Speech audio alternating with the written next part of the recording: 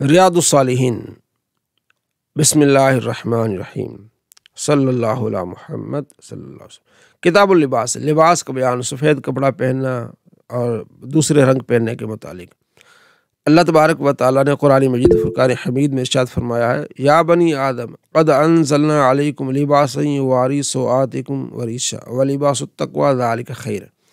اے اولاد آدم، ہم نے تمہاری طرف ایک لباس اتارا تاکہ تمہاری شرم گاہوں کو چھپائے اور تمہاری آرائش اور پرہیزگار ہو، تمہاری آرائش ہو اور پرہیزگاری کا لباس سب سے بھلا ہے۔ یعنی ہم نے تمہارے لیے لباس بنایا ہے تاکہ تم اچھے لگو۔ لباس پہننے کے بندہ بہت اچھا لگتا ہے، مختلف لباس ہوتے ہیں، تمہاری آرائش ہوتی ہے، زینت ہوتی ہے، اور پرہیزگاری کا لباس سب سے اچھا بہتر ہے۔ یعنی پرہیزگار بننا یہ بھی ایک لباس ہے، نگاہیں نیچی رکھنا، اخلاق سے بات کرنا، ٹھیک ہے نا، کسی کا لحاظ کرنا، یہ پرہیزگاری کا لباس اور یہ سب سے اچھا لباس ہے۔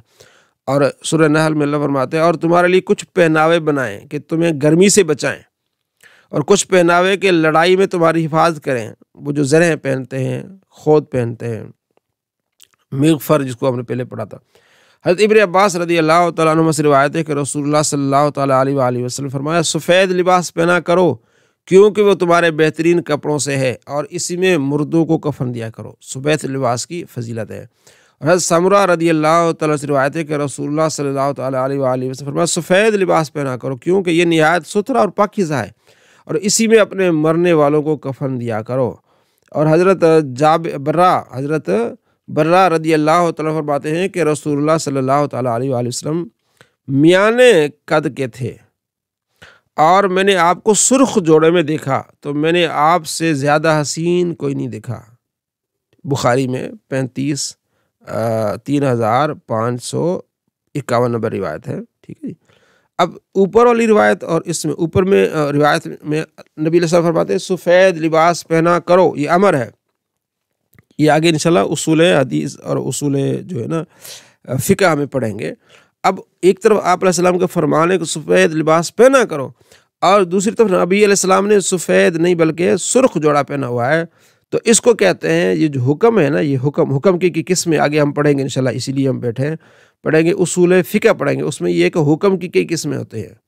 ایک ہوتا ہے استحبابی حکم ہوتا ہے، ایک ہوتا ہے فرض کے لیے، ایک ہوتا ہے واجب کے لیے، ایک ہوتا ہے مستحب کے لیے۔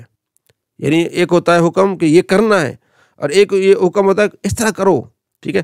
تو یہ جو حکم ہے نا سفید لباس پہنا کرو، یہ استحبابی ہے، مستحب ہے۔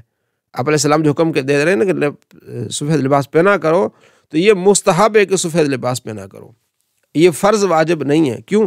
اگلی حدیث سے معلوم ہوا کہ آپ علیہ السلام نے خود سرخ جوڑا آپ نے پہنا ہوا ہے، ٹھیک ہے۔ تو یہ پڑھنے سے ہمیں مزید معلومات حاصل ہو جاتی ہے۔ تو کوئی بھی لباس آپ پہن سکتے ہیں۔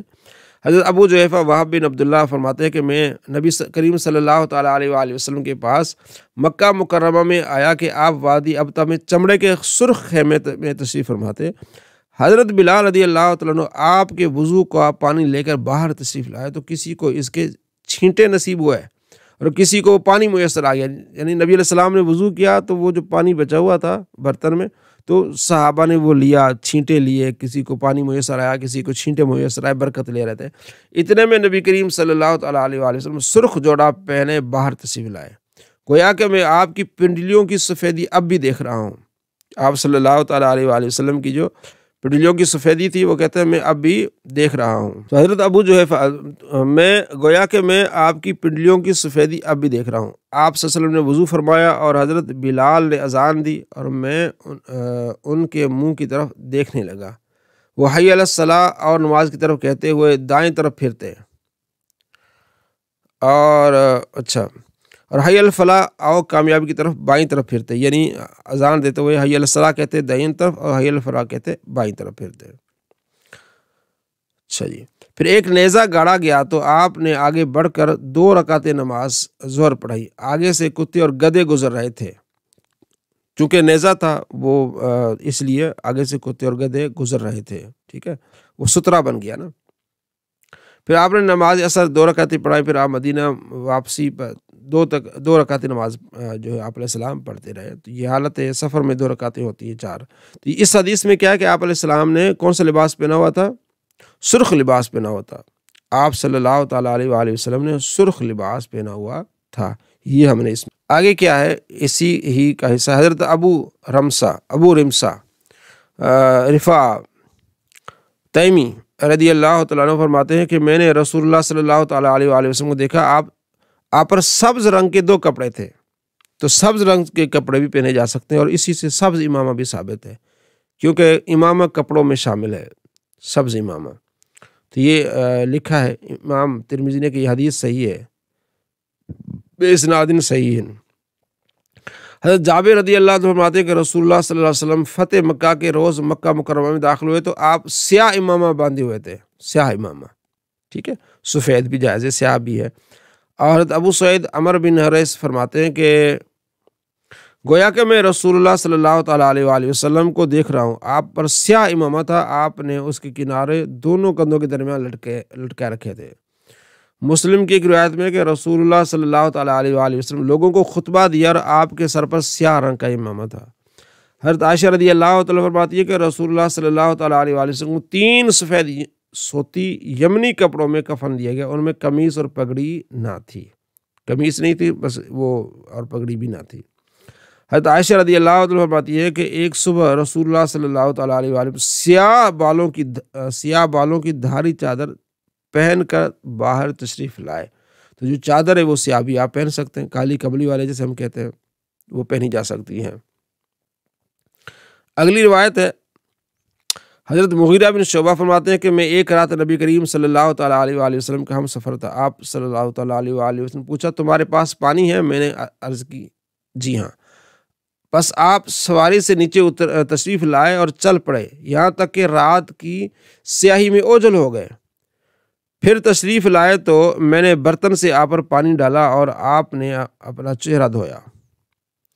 آپ اونی جبہ زیبتن کیے ہوئے تھے، اس سے بازو باہر نکالنے مشکل ہو گئے تھے۔